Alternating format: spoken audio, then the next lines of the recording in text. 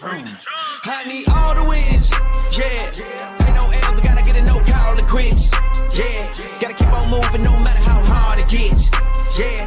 Better move out the way, cause I'm coming with harder hits. My head is as hard as a brick, but I'm harder than all it is. You better move, you might get knocked out, knocked out. You better move, you might get knocked out, knocked out. You better move, you might get knocked out, knocked out. You better move, you might get knocked out, knocked out. My heart on my sleeve, stress, on my greed. That's how I get it. Success ain't no giving. Some days I don't eat, I don't sleep. When I'm focused, I'm dangerous. They don't want it when I'm anxious. Ain't no limit till I tank. I'm running on fumes. The opposition don't amaze. The roads racing through the pavement. Get your hands out of my bag. I know this because I've been in it. I don't need to brag. I guess that's what happens when you taking care of your business. But some family, you do the math. I'm out of my pocket. Houston, we got a problem, man. Perfect, let them watch me. Elevating, got them nauseous. Cause I'm the pilot in the cockpit. Nose diving in the house. And whoo. Watch how I get ahead. Watch how I get ahead. Watch how I get ahead. It's time! Welcome to DFS by the Numbers with your host, Brady. Better move, you might get knocked out. Knocked out. You better move, you might get knocked out. Knocked out. You better move, you might get knocked out. What is up, everybody? Welcome to DFS by the Numbers. These are my final thoughts for UFC Paris. We have Cyril Gane going against Sergey Spivak. Sorry that I was late. Kind of been scrambling today. I have my NFL fantasy football draft, so that's coming up here in the next 2 hours. And was researching some UFC 293 for next week, and then was finishing up content for this week. So busy day, but a little bit late here. All good though. Before we get into the video, if you guys could please leave a like, subscribe to the channel. No best bet for this week. We'll be back next week for UFC 293. And then the betting breakdown video is all out. So all content is all out. And I'm just looking forward to this card, looking forward to some fights. We got another early start time. I think they're starting around 12:30 Eastern time here. So going to talk some betting, some DraftKings. And my mic is not even my mic wasn't even plugged in for some reason. So that's plugged in now. So ready to go. Let's shout out the chat before we get started here. We have Dixon, first one in the chat. Hi, Brady. Will you be making French crepes for lunch tomorrow? I'm not sure quite what those are, but probably not. What is up, Dixon? We got Tony in the chat. What's up, Brady? Love the main card this week. Me as well. Lots to stay away from. These fights early. I don't have much action on these prelims. They're sketching me out. Here's hoping everybody makes some money this week, and that is always the goal. Then we have myself in here. I said I'll be 5 minutes late. I had to argue with a Cyril Gane fan. He said he's going to out-grapple and dominate Spivak on the mat. Delusional. And that is a true story. I went back and forth with this guy for 15 minutes. I don't know if this is like a training partner with Cyril Gane, because this guy was talking about how Cyril Gane's made a lot of improvements on the mat. So I'm guessing he's a training partner because we haven't seen those really in the cage. But just a delusional statement there. Obviously Gane can easily knock out Spivak, but I'd be pretty surprised if Gane shot a double leg in the first 60 seconds, took Spivak's back and choked him out. So I was dealing with that as well. So that's another reason why I was late. Sean in the chat, what is up, Sean? How you doing? Dixon saying Brady Gane by sub was plus 1,600. Now it's plus 500. So people are definitely betting it. I think it's knockout, but we've seen crazier things. We saw Jiří Procházka submit Glover Teixeira. So you never know. You never know with MMA. Anything can happen. Uzmir, Saint Denis, Spivak, Fiorot. Are those your picks? Or are those a parlay there? Gane is way too athletic and quick. Spivak is not going to be able to get the takedowns here. Interesting. With his usual upper body wrap-up wrestling and on the feet, it's a joke. I agree with on the feet, it's a joke. It definitely is a joke on the feet. But if Spivak does get him down, it's going to get very interesting. The last athletic, agile heavyweight that Spivak fought was Aspinall, and I'm under the belief that Gane will be able to defend the takedowns as Aspinall did and keep it on the feet long enough to get it done. If he keeps it on the feet, he's going to make Spivak look silly in there. It was always Cyril Gane. Lots of Gane fans. Cyril Gane is he is the most technical heavyweight striker, but we'd be kidding ourselves if we didn't talk about his ground game. And if Spivak does get the fight down to the mat, the Gane bettors are going to be sweating for sure. Bro Jacqueline looked like she saw a ghost during the weigh-ins. Yeah, we'll talk about that fight. Another fight where I don't want much to do with. Spivak is not John Jones. That's a hot take right there. And his wrestling is nowhere near that tier. And when he fought Francis, he had the threat of the strikes on the feet and was not training for a grapple-heavy fight. There we go. Saint Denis by decision or TKO. Not touching that fight. You late, Brady. Yeah, I had to argue with these Gane fans. These Gane fans are talking about how Gane's going to out-grapple him. I just don't see it personally. We got Uncle Weezy in the chat. Sup, Brady in chat. Y'all ready to stack them high tomorrow? Yeah, I don't have much action on this card. I think it's going to be my third least exposed card of the entire year. I don't have much action. I have no bets on the prelims, but there are some things on the main event that I do like. No, I wasn't pissed. I mean, I had to set the record straight. I mean, Gane is not going to out-grapple Spivak. Could he knock him out? Yes, but out-grapple him, we'll see. Anyone seen Brady? I'm right here. Hope all is well with Brady. I'm all good, guys. Brady taking no, I'm not doing that. Let's see here. Brady is busy grappling a Gane fan, attempting to submit him in his agreement with his personal opinion on how tomorrow afternoon's match will go if it hits the mat. Yeah, I was doing that. We got Sammy Ramirez. Happy Friday, Brady. I hope I can end my DFS losing streak this weekend. Let's make some money. Yeah, it's kind of a tough DFS card, but I think it's one of those cards where there's some fights that you should be targeting clearly, like the main event, the Uzmir fight, and some fights that you just want to fade, like the Gomis fight. Mike sounds way better. Yeah, I don't know why I was plugged. Like I said, I was on a big rush day. These Gane fans. Brady now has PTSD, post-traumatic spider disorder after earlier today. Yeah, I was recording my betting breakdown video and a spider was like crawling on my leg. And yeah, I mean, I'm not scared of spiders or nothing like that, but I'd prefer that that did not happen there. We got Joe in the chat. What's up? First time in the chat. Went positive 7 the last 8 weekends. Heck yeah, dude. And my boy Suga getting the belt recently. Let's make some money. That's a heck of a run there. I had a pretty good week last week, keeping it light this week, and then UFC 293 next week's looking like a pretty good betting card, and then the week after that as well. So where's the Liang Na wig? It is debated throwing it in the trash because I don't know if I'll be using it again, but it's over hanging up as like a souvenir. I mean, but I have a feeling I won't be using it ever again, sadly. Where did the spider bite me? I don't think it bit me, dude. Spivak by sub. Let's go, Thug Rose. We got Forrest in the chat. How's the wild life around the home front? Yeah, not much sticking out today, but I haven't really been looking, so maybe we'll see something there. Remember, Gane's first fights in the UFC won by submission. It's not off the table. That is true, but those wins came against one Dontel.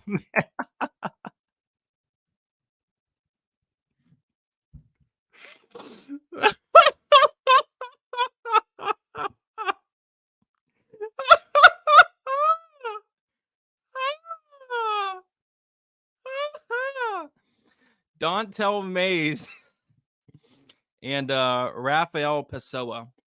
And the Dontel Mays win was a heel. I mean, I don't think he's heel hooking Sergey, but maybe Cyril Gane takes his back, flattens him out, and sinks in the rear naked choke. I think it's gonna be by knockout. That's just me though.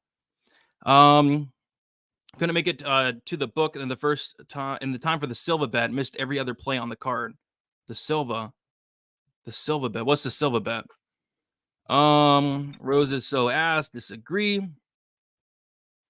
Yeah, I'm gonna take the hat off soon. I'm sick of like doing the hair up. I need a haircut. I'm looking like Arena Alexeva that nowadays. So I'll be fixing that pretty soon here.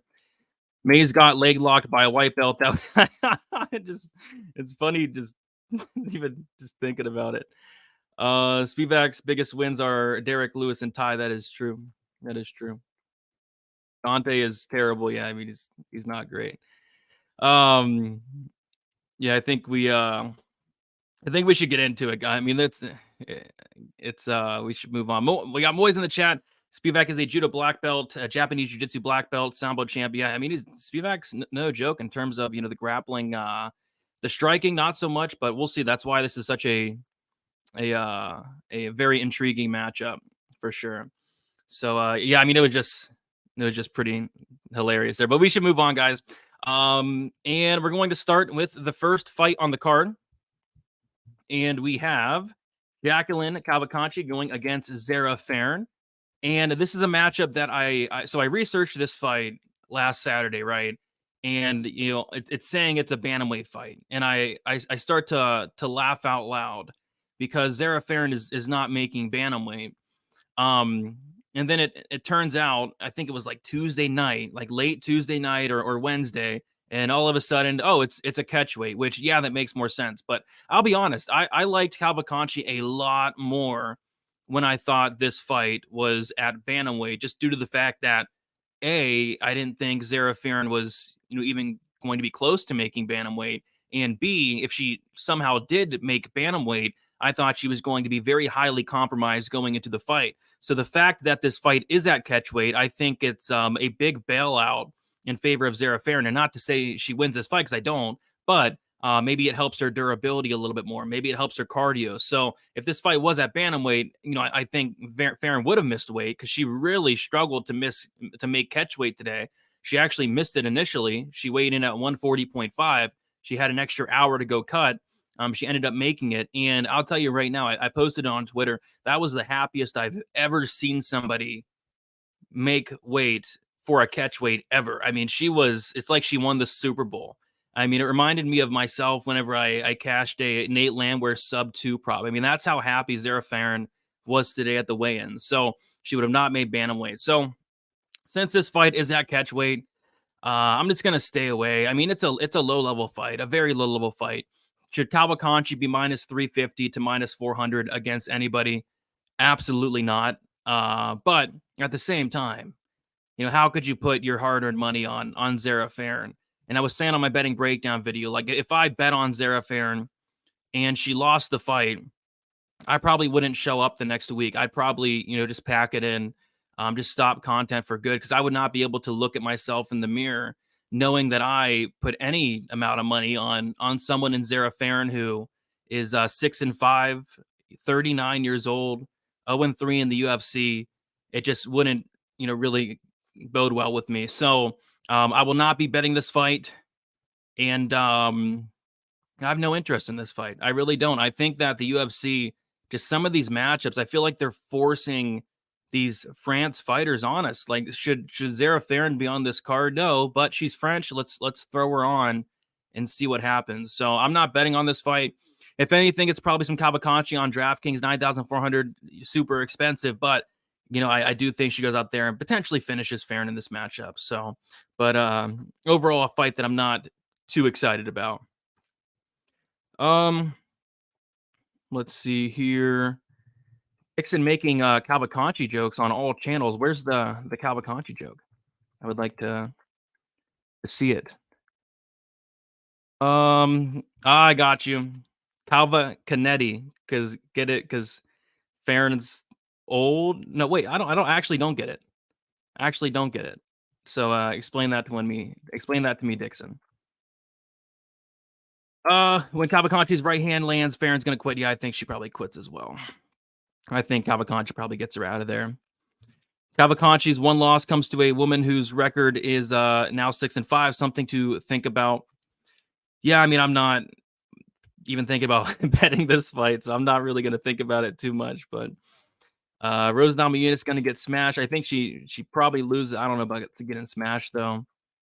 But yeah, let's move on to the next fight. We have Farid Basharat going against Clinton Rodriguez. We got Basharat as, I believe, the biggest favorite on the card right now. So Farid Basharat is sitting around minus 370 right now.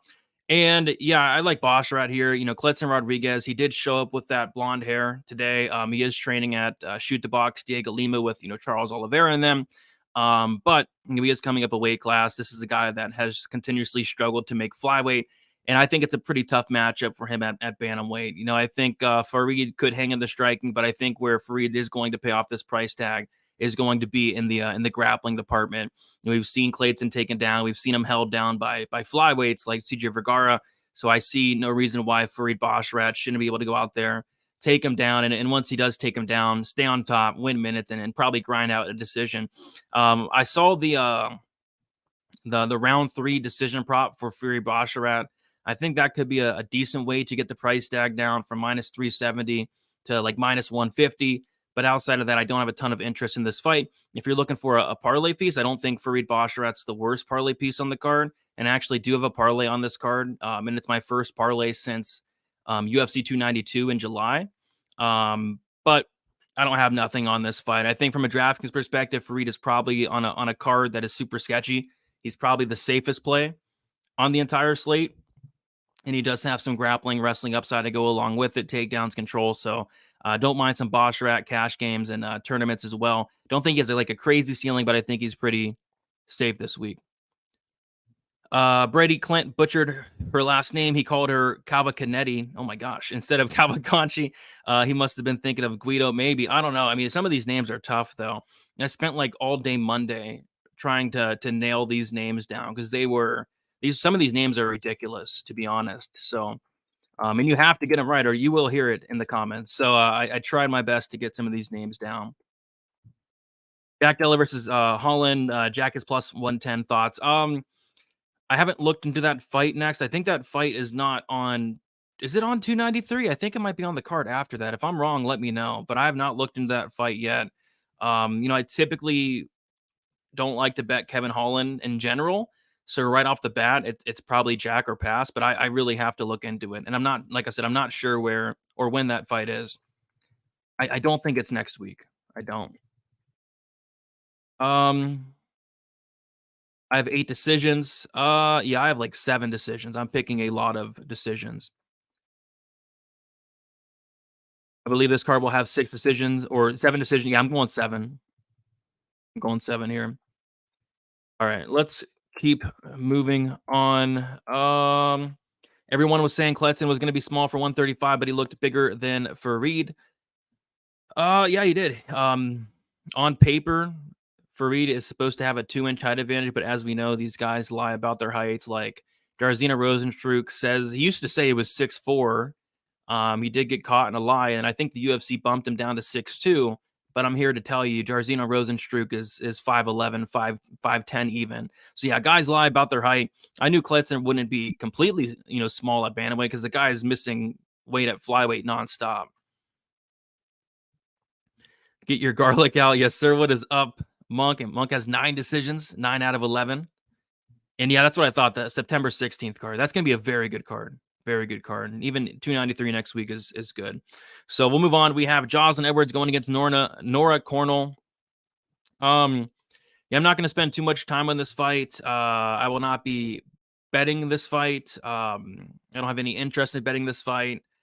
I'm not sure really what's going to happen here. Nora Cornell's a fighter who just literally started fighting 2 years ago. Joslyn Edwards has fought the better competition, but you kind of look at who Joslyn Edwards has fought, and it's not that great either. It's fighters like Yunan Wu, fighters like Ramona Pascual, fighters like that. Joslyn Edwards obviously is going to be the better striker. I think she's going to have more volume. What worries me about Joslyn Edwards is the takedown defense, and just when she gets taken down, she just typically doesn't get up. So maybe Nora Cornell has a path to victory in that aspect of things, but yeah, nothing's sticking out here for me. If anything, from a DraftKings perspective, I do like Cornell, because in theory, she should be able to get this fight down to the mat and just lay on top of Joslyn Edwards, while Joslyn Edwards just has no ability to get back up. So from a DraftKings perspective, if anything, but I don't really like anything on this fight. Cornell's low-level grappling will open up for a sub. I bet Edwards by sub at plus 900. Yeah, Edwards does go for subs. She does look like she has a decent submission game off her back. But like I said, the whole losing minutes thing. So she'll try for him. So I think that plus 900, if it doesn't hit, I think at the very least, Moises will get the opportunities for that to hit. And at plus 900, that's really all you need. I just can't personally stomach putting any money on this fight. Spivak Gane under 2.5 is a parlay lock. I bet that, but I don't know if it's a lock, but we shall see. All right, so we'll move on. We got Ancalousa going against Reese McKee. I think this is probably going to be one of my favorite fights on the card. I think these guys are going to hit each other in the face very, very hard for 15 minutes. So from a weigh-in perspective, what surprised me was the fact that McKee is much bigger, and on paper he's 4 inches bigger. So we could have expected that, but I don't know if I expected McKee to look that much bigger. And it looked like McKee was wearing shoes where Ancalaus wasn't, but still, they were walking off the stage, and Reese McKee looked like 2 weight classes bigger than Ancalaus there. I think it could be a close fight. Originally I was leaning the Lusa side, potentially looking to fade Reese McKee, but I went back and watched the fights on Reese McKee, and he's actually a lot better than I thought. He is a walking punching bag, very hittable, but he's tough, durable. Both guys are. I think Lusa is going to be the guy that is going to be able to dictate where this fight takes place, though. Like, if Lusa wants to get takedowns, he will. Reese McKee has probably the worst takedown defense I've ever seen. And it was actually funny. Alex Morono's first ever takedown in the UFC came against Reese McKee. Alex Morono's a guy that we always talk about, that BJJ black belt, right? And he's a guy that never wrestles. And he actually did go out there and wrestle against Reese McKee and had success doing it. So, yeah, I mean, Ancalaus has shown the ability to go out there and mix in takedowns. And if he does even attempt to take down Reese McKee, he will take him down. And I think he can win some minutes on the mat there. So, yeah, I slightly lean Ancalaus, but after the weigh-ins, I wouldn't even think about laying chalk on Ancalaus here, because Reese McKee is going to be much, much, much bigger there. Gomis is a lock. Oh gosh, Gomis doesn't do anything. I don't know about a lock, man. I'm picking him to win though, but I don't know. Cornell is a plus 100. Brady, if Nora wins by first round knockout, will you get a small tattoo of a corn and a hole? No, I won't. No, I will not do that. I studied McKee's game, improved. Yes, improved. Definitely improved. Uses lateral movement and sets up attacks behind a straight left jab, and that jab should be there all day. So yeah, I think McKee would impress me. He was I thought he was a bum, but going back and watching his recent fights, I don't think he's a bum. And like you said, Moises, I do think he's improving there. The fight card you had 0 bets would be your least exposed card. That is true, Noah, but I did not say this is my least exposed card. I said this was my third least. So let's open up our ears a little bit and let's get the facts straight. What do you think about Lusa by KO, Thiago by submission, Gane by KO, parlay piece? I mean, I would never do anything like that, but I think the Gane KO is very, very live. Lusa KO potentially, just because McKee's so hittable. But parlaying all them, I'm not sure. Lusa is going to be the Lusa. Could be. All right, let's move on. We have Taylor Lapilus going against Kalen Lofran. Yeah, it was annoying. So I taped all the fights on Sunday, getting ready for my show on Pub Sports Radio, Stat Checkers with Uncle Wheezy, and I taped every single fight, and then it's ridiculous. So I'm waiting to record my prediction video on Monday, and it's there's rumors circulating for it was a while. They were circling for a whole day and a half about a potential opponent switch, and I didn't want to go out there and do my prediction video unless this was 100% confirmed, unless Marcel went out there and confirmed it. So I had to wait till Wednesday until Marcel finally confirmed it. And once Marcel confirmed it, I went and did my prediction video. So that was super frustrating. And I couldn't do any any stats, any DraftKings stuff, anything really, because I was waiting for them to, finalize this matchup. So they finally did Tuesday night, Wednesday. So that was annoying, but it is what it is.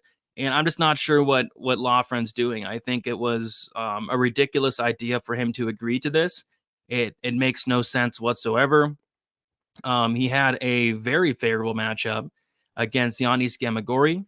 And instead of, fighting Gamory, UFC newcomer who's probably not even UFC caliber, he decided to take on Taylor Lapilus, who's fought in the UFC before, who's fought very good competition, who's very experienced, and who's very good. So I'm wondering if the UFC cut Lofran some deal or something, but just that shows me right there he has bad fight IQ. Because why would you take a much tougher matchup against a guy that you haven't been training for? I mean, it makes no sense to me, but like I said, maybe he's getting a little extra under the table. I don't know, but it's bad fight IQ there. I like Lapilus here, as a lot of people do. This money line has been coming in throughout the week. He was sitting around like minus 140. Now he's sitting around minus 175. I think Lapilus wins, but I didn't think Lofran was bad. Like, I was impressed with Lofran. It's just he's not fought anybody. He's pretty hittable. Solid ground game, able to get fights down to the mat, able to finish his last 3 fights all in the second round. I don't think he's terrible, but I just would have liked to see Colin Lofran go out there and fight Giannis Gamory. And I think if he did, he would have won that fight. Not only won, but probably got a finish as well. So a fight that I'm fading on DraftKings. I'm not touching Lofran at 9,300. He's like a plus 150 dog. And then as far as Lapilus, I don't think he finishes Lofran. I think he uses his takedown defense, keeps him on the feet, and picks apart Lofran for 15 minutes here. Yeah, I mean, sometimes people just need to open their ears a little bit, but it's all right. Sometimes I go a little bit fast, especially today because I do have a lot going on. Not able to watch tonight, but thought I'd hop in, like the video, and wish you luck on your bets. Appreciate you, LJ. Best of luck to you as well. Just a sprinkle. Yeah, nothing wrong with just a sprinkle. Yes, I did. Did you see Lofran flip the bird to everybody at the face-offs? Bad karma. I sprinkled Lapilus inside the distance. That is bad karma. That is definitely bad karma. I'm not sure what he was doing there. We got Bailey in the chat. What is up, Bailey? But we can keep moving on. We have Morgan Charriere going against Manolo Zucchini. We got Charriere, who is, I think, the second or third biggest favorite on the card. So Charriere minus 345 is Morgan Charriere, and Zucchini plus 285. So this is my first bet of the card. I like Charriere here. I think it's a pretty big setup fight for him. Zucchini is a guy that has not really fought the best competition, but he's exciting. He's fun. He's going to go out there and fight. He's going to go out there and look for the finish as well. This guy's a finisher. Zucchini, I think, is like a 90% finish rate, but I think he does leave a lot to be desired in terms of the durability, the takedown defense, the ground game, and I think Charriere can expose a lot of that. Charriere is well-rounded. He's good everywhere, good striking, good power on the feet. What impressed me the most, I thought, was the ground game, like the grounded pound. When this guy gets on top, he's very good. He can take the back. He has some submissions on his record. Just a very well-rounded fighter, lots of experience. This guy has 28 fights on his record. He's fought some good guys as well. So, yeah, I see why, Charriere is a pretty big favorite here. I don't mind him inside the distance. What I did, though, was I did sprinkle the Charriere round 2 and round 3 props. And they're not the best lines. I think they're all over it, but just like they're all over the Max Holloway, 3, 4, 5 last week. Like last week, I cashed the crappiest round 3 prop ever for Holloway, like plus 700, but it's because they were onto it. And I think they're onto this one as well. I got Charriere round 2 plus 500 for a quarter unit. Charriere round 3 plus 900 for a quarter unit. I think he might even lose the first round. Zucchini is going to come out hot, but I think as the fight goes on, Zucchini is going to start to slow down. Charriere is going to mix in those takedowns, and I think a finish will open up in the later half of the fight. So give me Charriere round 2, round 3 sprinkles. I don't mind Charriere on DraftKings as well, 9,100. I think he's live to finish his fight, as Zucchini has been finished in 2 of his 3 losses there. Yep, the Morgan sub has also came down a lot. The sub is in play. Yeah, Uncle Weezy was actually the first one I heard talk about that sub for Charriere on like Sunday it was. And that sub prop was like, I think plus 800 it opened, but yeah, you're right. It's been just completely wrecked all week. I think the sub prop for Charriere is currently sitting at plus 350. So yeah, it has been a really big move.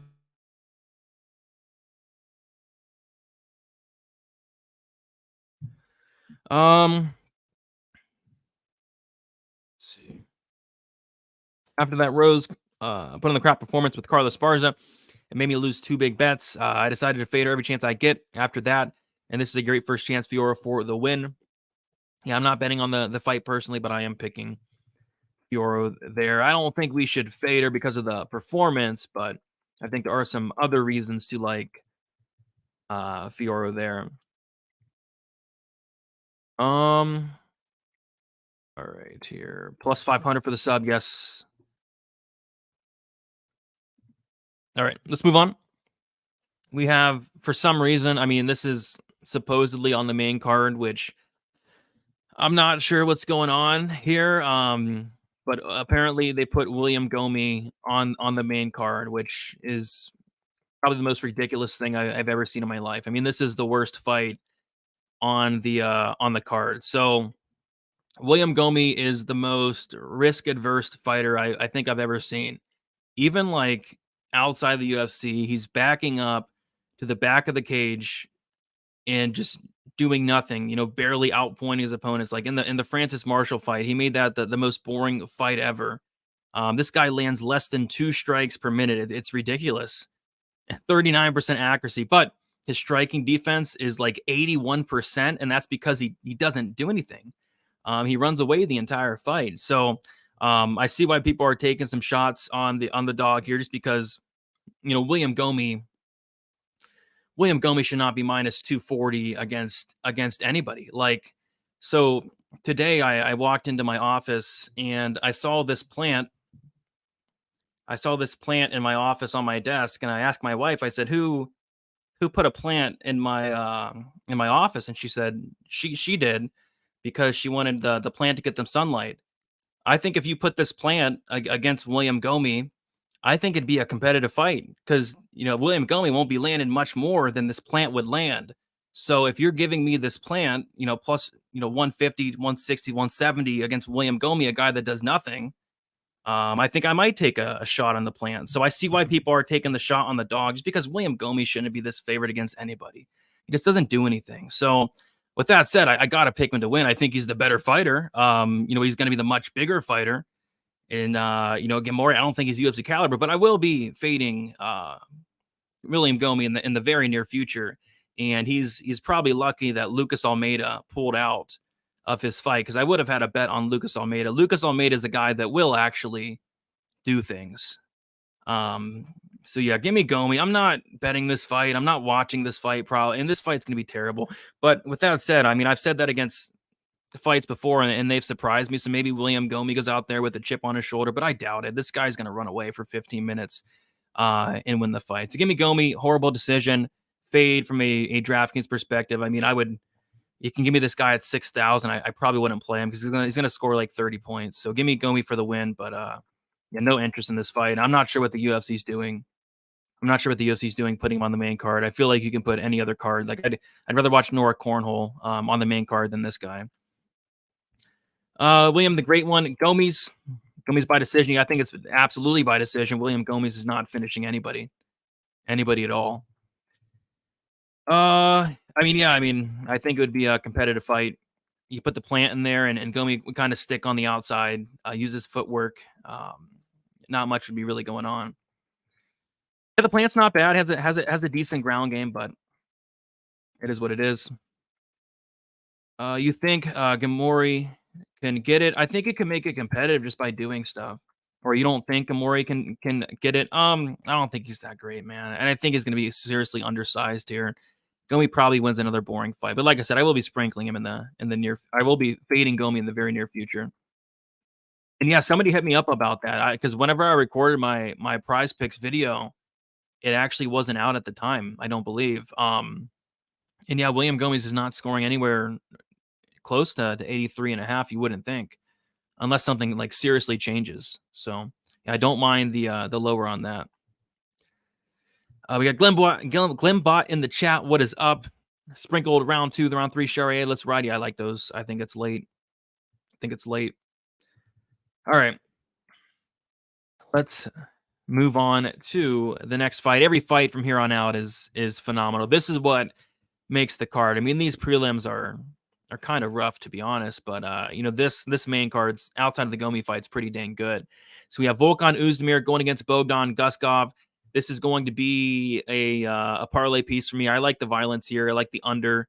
I like the under 1.5. So I saw the under 1.5 at minus 115. I'm like, that's a really good look. And then it got to minus 125. And then it got to minus 135, 45, 55, 65, 70. And I never bet it. So, I mean, if you got in on the early under numbers, that's great. They've got completely hammered throughout the week. And now the under is sitting at minus 170 now, which makes sense. I think people, started to research this fight and they went and saw that Guskov is probably not going 7.5 minutes here. So yeah, I think the under was solid. If you could still get it around -130, I think that's a good look, but I'm not sure if -130s are out there anymore. Apparently it's a pretty popular play, and rightfully so. What I did though is I parlayed the under 2.5 rounds. This guy Guskov's never been 12.5 minutes. I don't think he will anytime soon. This is a guy in Guskov who's been to the third round once, and that third round fight did end within the first minute. And this is a guy in Guskov who's been to decision only once, but that decision was actually only a 2-round fight, only 10 minutes long. So the guy's never been 12.5 minutes, and I don't think that changes here. These guys are going to stand and bang until one man falls. Both guys have a ton of power. You know, Guskov, he's not really fought anybody, but if he does land clean, he could knock out Uzmir. But I think it just in terms of a pick, I think you have to go Uzmir just based off the fact that, you know, Uzmir's fought the who's who in the light heavyweight division. He's fought phenomenal competition ever since he made his debut in the UFC back in 2017, 2018. He's fought the best of the best guys, whereas Guskov is going out there and just knocking out bums. So I'm going to take Uzmir to win. And to be honest, I was looking to actually fade Uzmir.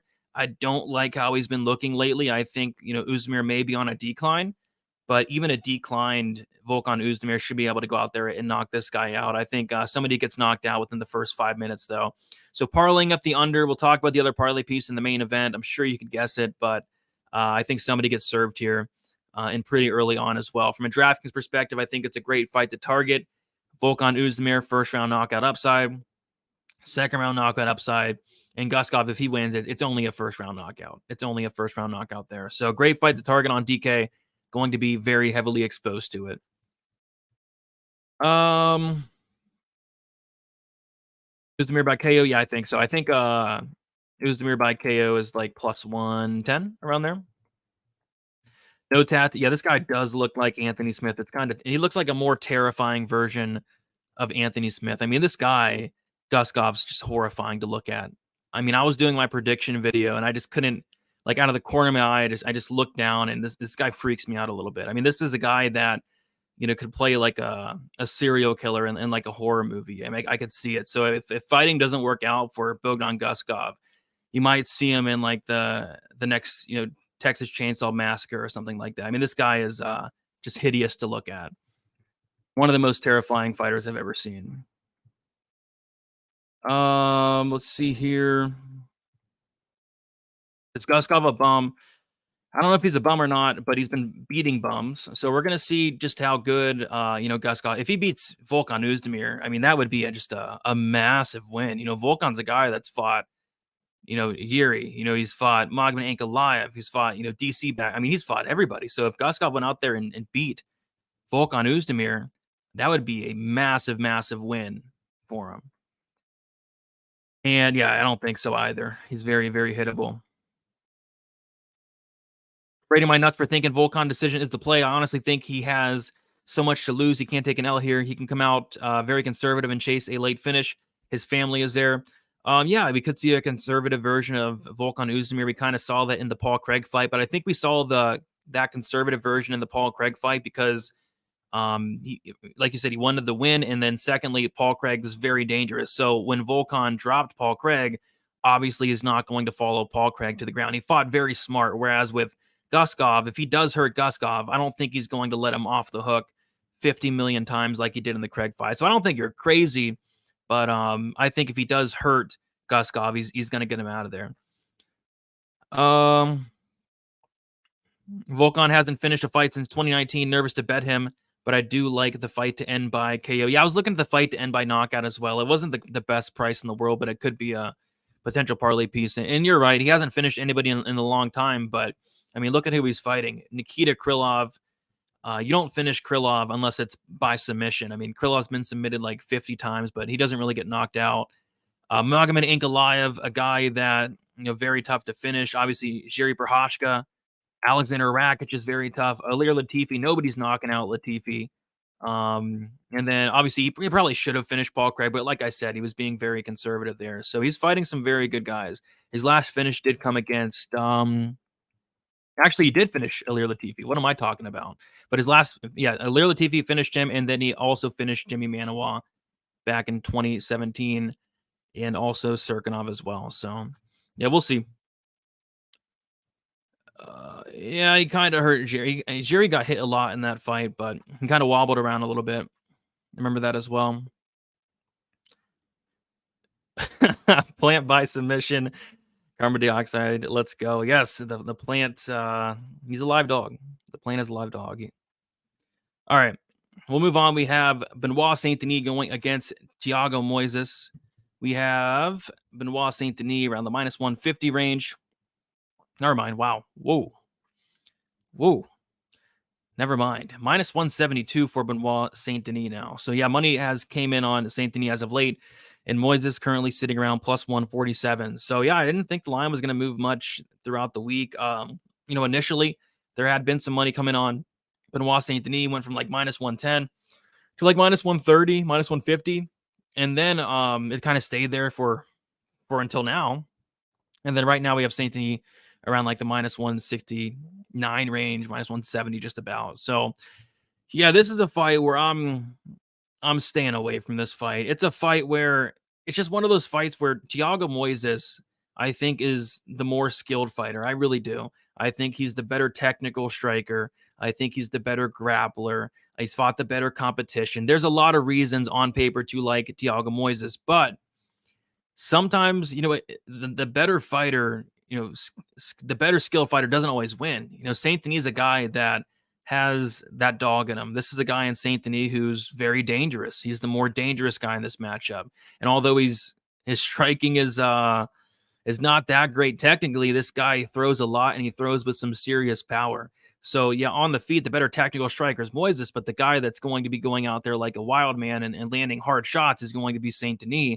And then on top of that, I think the better wrestler is probably Saint Denis as well. So I think this fight could be close, though. I'm not sure Saint Denis goes out there and finishes Thiago Moises. That would really surprise me, especially, he's not submitting Thiago Moises, but maybe he can go out there and knock him out. I actually think Saint Denis is very live for his first decision, but I think it could be close.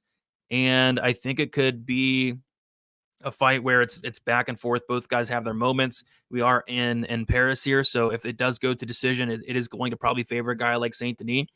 So yeah, it's just a matchup I kind of been struggling on. Initially I was liking Saint Denis ever so slightly, and then I kind of flipped to Moises, and I'm like, you know what, Saint Denis just has that dog in him, and that dog carries you a long way.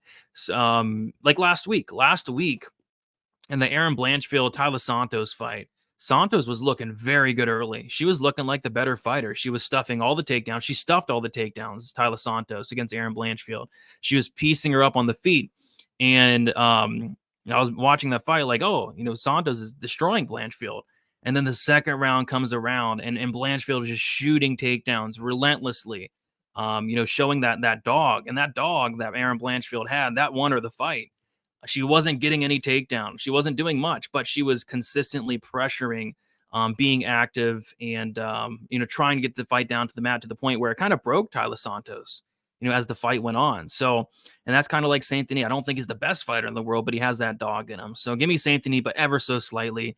And I didn't really want to bet Saint Denis at a pick'em, so I'm definitely not going to bet him here at minus 165. But I've never been the biggest Thiago Moises guy as well. I really haven't. Never really been a big fan of Thiago Moises. So we'll see what happens, but I'll take Saint Denis. And then from a DraftKings perspective, it's Saint Denis because I think he has more upside. I think he has the majority of the finishing upside. I think he has wrestling upside here. So Saint Denis on DK. But we will see here. Do you generally back Brazilian fighters? I just back who I think wins the fight pretty much. There's not really I just back who I think wins typically.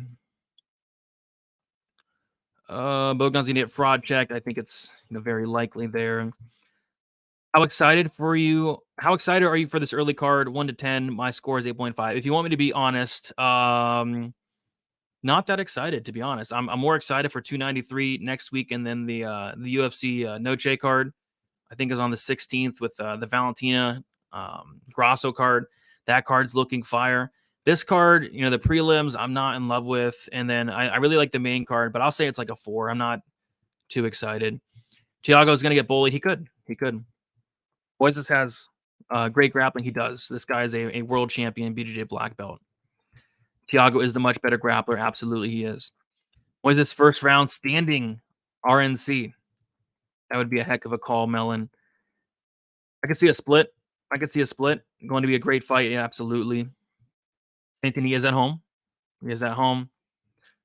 You know who else has that dog in them? Willie has that dog in her. Absolutely, she does. Absolutely, she does. Saint Denis strikes on prize picks and takedowns of 1.5, both looking live for the over. Yeah, I think the over on takedowns, I don't hate. Yeah, no, I don't hate either, actually. I think this fight could get extended to go 15, and Saint Denis is going to throw a lot of volume. So if Moises is able to hang in there for a couple rounds, yeah, that 44.5 is hitting. Saint Denis won me over in his last performance against Bonfim. Got that dog? Yes, he does. But he was a massive dog in that Bonfim fight. He was like plus 270, and now he's a pretty big favorite here. We'll see. I mean, this is a great test for Saint Denis. We're going to see where this guy's at. Because beating, Bonfim was a good win, but Bonfim had been submitted like in all 4 of his losses prior to that. So if he can beat Moises, especially if he can finish Moises, by knockout, it'd be a heck of a win for him. All right, let's keep moving on. Before we do so, if you guys could please leave a like on the video, subscribe to the channel, would appreciate that a bunch. We've been talking some prize picks during the show. If you guys are new to Prize Picks, be sure to check it out. Use the promo code DFSBTN for a 100% deposit bonus up to $100. I got my Prize Picks vid out. I talked about 10 things that did stick out for Prize Picks. But we're going to talk Manon Fiorot going against Rose Namajunas here. So this is this fight is a fight where these are the fights that have hurt me in the past. This year has been an incredible year for me. I'm up over 50 units, which is my best year thus far. And the reason I think I'm having so much success is I'm really, really picking my spots, and I'm kind of, going back and looking through my results and, seeing, hey, what's hurt me in the past? What has hurt me in the past? And the answer is fights like this. Being confident in these WMMA favorites has really hurt me in the past. And I know some people don't like to hear it. Some people don't like to hear the whole WMMA thing. It's just me personally. You guys can do what you want. These are the results that have hurt me in the past. Laying chalk on Corey McKenna against Elise Reed. Laying chalk on Lupe Godinez against Angela Hill. Because why would Lupe Godinez wrestle against Angela Hill? Why would she? Why would she, right? And then, we can go on and on. Gina Mazzani against Shanna Young, right? Where Gina Mazzani gassed out in 5 minutes. I've made some, some pretty bad bets laying this WMMA chalk. I think I even parlayed up Amanda Nunes against against Juliana Pena in the first fight. Even Nunes did it to me, guys. So, these are the spots. Like, I'm so confident. Like, I'm so confident that Corey McKenna goes out there and exposes Elise Reed on the ground, and she doesn't. It just doesn't happen. So, sundown, I'm watching these fights, and I'm like, man, Fiorot is going to be bigger. Fiorot is going to have the volume advantage, the power advantage. Fiorot is going to have the strength advantage. And then, as the weeks went on, I'm thinking, like, I just don't want to count out Rose Namajunas, because Rose Namajunas has fought the best of the best. She's beaten the best of the best. She's beat Zhang Wei Li twice. But those are at strawweight for what it's worth. So I still like Manon Fiorot here. It's just in terms of betting it, I'm gonna just sit back and watch it. I have like a weird feeling about this fight, a feeling that just does not really sit well with me. And when you're talking about that weird feeling, like that voice in the back of your head, that's kind of when you're like, you probably shouldn't go out there and lay minus 200. When you're getting a feeling like that, you probably should listen to it, especially when we're talking about laying this much chalk. So the pick is still Manon Fiorot, but just have an odd, strange, weird feeling, and I'm completely content with just passing on it here. From a DraftKings perspective, it's Rose or pass. I don't see Manon going out there and knocking out Rose, scoring much, DK points. So it's Rose or pass on DK. But I'm going to sit back, watch this one, enjoy this one, and we're going to see, I think, just how good Manon Fiorot is. If she can beat Rose Namajunas, despite Rose coming up a weight class, I still think it's going to be an incredible win there. So I'm passing. Have a weird feeling about this fight. I really do. Manon nearly got caught badly in her last 4 fights.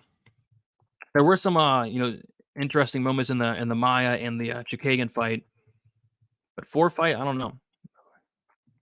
4 fights ago was that the Ricci fight?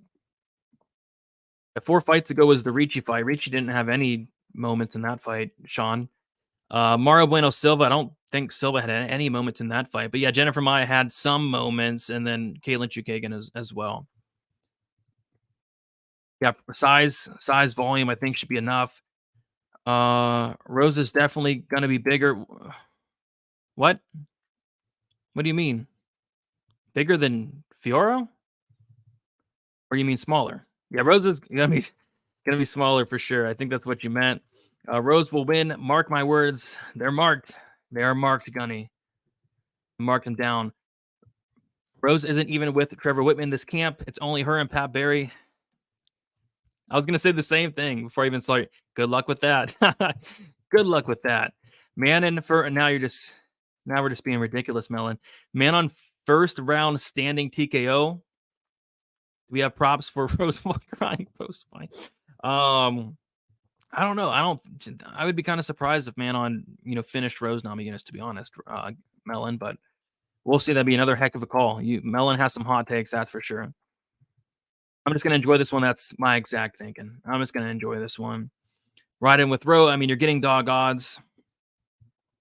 And I feel the same. You can't count out Rose, but she does have some things going against her, clearly. So we'll see. I'm picking Fiorot, but I mean, in terms of laying this much talk, like I said, these are fights that kind of hindered my results in the past, and I'm content with just sitting back and watching. There's gonna be plenty more spots, for the rest of the year. This is a fight I don't have to bet. All right, main event time. It is time for. This is my favorite fight in a while. Like, I'm really looking forward to this fight. Just stylistically, such a great fight here. Ciryl Gane going against Sergey Spivak. My night comes down to this fight. I have multiple bets on this fight. My night comes down to this fight, hopefully being violent as well. So first off, I'll go through all my plays. So that's going to close out the parlay. I parlayed the Volkan Uzmir, Bogdan Guskov under 2.5. And I parlayed that with the Ciryl Gane Spivak fight doesn't go. Came out to -152. I have 1.5 units on that. Really like that parlay. Really like the Volkan fight to finish probably early. And then I like, obviously, the Gane Spivak fight to finish probably early as well. I have the under 2.5 rounds. Got some good CLV. Shout out to Propaholic shouting this one out. On Saturday, I got the under 2.5 plus 115 1 unit. Obviously, that line's been crushed. And then I got reverse CLV'd. I did also bet Sergey Spivak money line plus 155 for 1 unit, and Spivak is currently around plus 165. So yeah, I jumped the gun a little bit, put both those bets in last Saturday. But yeah, I think it's a violent fight. It's a fight that I personally, my opinion, I think it's a 50-50 fight. And I think this fight can go one of two ways. I don't see any other outcome here, to be honest. And the first way I could see this going, like I can make a case for both guys. Like if Ciryl Gane was at plus 150, I'd be betting Ciryl Gane. But obviously, Spivak's the guy that's at plus 150. So I'm going to bet, the plus money, because I think this should be a 50-50 fight. Just because on the feet, Ciryl Gane's going to be the much better striker. It's not even close. It's not even comparable. Although Sergey Spivak has made some improvements with his striking, Gane's going to school this guy on the feet. He's going to make him look silly. And if Spivak's not able to take down Gane's going to style on him and eventually knock him out. I don't like how Spivak reacts to punches. I don't like how Spivak reacts to adversity. Anytime Spivak's not able to get the fight he wants, he crumbles, he quits, and he looks for a way out. So yeah, if Spivak does not get this fight down to the mat, Ciryl Gane's going to look minus 1,000. If this was a fight that, was scheduled to stay on the feet for 25 minutes, Ciryl Gane is minus 10,000 in this matchup. On the flip side, though, Sergey Spivak, if he's able to close distance, get a hold of Gane, and get him down to the mat, he's going to be very live to win this fight. Sergey Spivak's no joke with the ground game. He's only 28 years old. He's getting better. We see he's getting better. And if he's able to take down Gane and get on top of this guy, it's going to be bad news for Ciryl Gane. So I think Ciryl Gane has a major advantage on the feet. I think Spivak has a major advantage on the mat. And I think it's going to come down to who's able to implement their game plan. Give me the plus money for Sergey Spivak, like the under 2.5. And then I parlayed up the fight. Doesn't go to decision. So if Spivak wins this fight, under 2.5 rounds, I will be very happy. But if Gane wins this fight under 2.5 rounds, I'll be happy as well. So give me somebody to finish this fight, hopefully under 2.5 rounds, cash that parlay and cash the under 2.5 rounds. But great fight to target on DraftKings. Spivak 7,500. It's kind of hard to ignore that with all the grappling upside, finish upside. But I do have some Gane as well. So yeah, really love this main event. But give me Spivak to get it done here. All right. Cyril wins. Hopefully he gets embarrassed on the ground again. He may. I mean, if he gets taken down, the Gane sweaters will the Gane betters will be sweating. I can assure you that. I guarantee Gane didn't prepare whatsoever for Ngannou to wrestle. I don't think that's really relevant. I do think Spivak can win this. Yeah, he could win this. He's live to get this fight down to the mat, and if he does, he could go out there and probably style on Gane on the mat. Gane was doing full camps, all grappling a week. Oh, we got another Gane training partner. Gunny has been training with Gane, seeing those improvements. So if Gunny says it, then I'm going to have to take his word. Gane has improved that ground game. He's been working on it, and we will see a much better version of Gane on the mat tomorrow. So you Spivak bettors, beware. Gane has indeed improved that ground game. There's levels to this game. It's far too late. Polar bear season.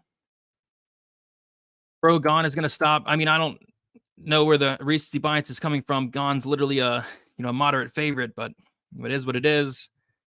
Spivak is no John Jones by any means. I mean, that's a hot take there. I mean, what does this fight have to do with John Jones? What's your best overall bet on this card? Nothing, dude. I mean, I hate this card from a betting perspective. If I had to pick one, though, it's probably the Gane Spivak under 2.5. Anyone that can ignore recency bias and judge fights objectively is smarter than like 80% of the MMA fan base. I mean, you could throw out the Jones fight or the Ngannou fight. I mean, if Spivak takes down Gane, it's gonna be a problem. I mean, take him down and smash him. He posted a Twitter. He posted a Twitter pic of him grappling. Therefore, his grappling's amazing now. Gotcha. I got it. Thanks for the info and takes on the fights, brother. I'm writing a couple bets. You said might want to look into Sprinkle on Spivak 1-2-3 sub, FanDuel. That's not a bad look. I wouldn't mind like the Spivak 1-2-3 sub or even the Gane like 1-2-3 knockout. I think are both very live outcomes. All good, Gunny. All good. Saint Denis all day. Yeah, Spencer. So after my prize picks video came out, somebody commented down about William Gomis. The fantasy score was like 80 something. I'm going to get in on that lower. Because if William Gomis shows up and fights like he always fights, he's going to score like 30 points. So I kind of like that Gomis lower on the fantasy score there. All right, guys. I think that is that's about it. I'm looking forward to this card. I'm looking forward to the main card. I'm looking forward to the main event. I don't have a ton of action. My night comes down to the main event. If Cyril Gane wins a 5-round decision, I will be out 3.5 units. Which that's why bankroll management's key. I mean, if Cyril Gane wins a decision, it's not like my year is over. I just won like 3-something units last week, so keeping it small. Had a good week last week. Don't want to give it all back this week. Betting on like Nora Cornhole or betting on, God forbid, Zara Fern. I mean, just keeping it light, short and sweet. I promise there's a lot of spots sticking out next week for 293. A lot of spots. And then also the card after that as well. So I think we're going to have a good September. But this is a card where I'm treading lightly. I'm treading lightly on this one. And yeah, that was awesome. That knockout was awesome. Rose decision. Yeah, I think if Rose wins, it's probably a decision. Only getting Gane round 1 KO plus 400. I could see like a round 2 or round 3 as well. I know, right? 42 points. Gomis, it's ridiculous. Good luck, Gane. Yeah, good luck on all the Gane max. I had a lot of people this week say Gane at max bet, which he could look like a phenomenal bet, Gane. He really could. But he's got to keep this on the feed. And if he does, he will look like a good max bet. But if this fight hits the ground, it could get interesting, guys. All right, so best of luck, everybody. Leave a like on your way out. Subscribe to the channel, and best of luck for UFC. Paris will be back next week for UFC 293, which is a great card. Good luck, everybody, and we will talk to y'all very soon. See you later.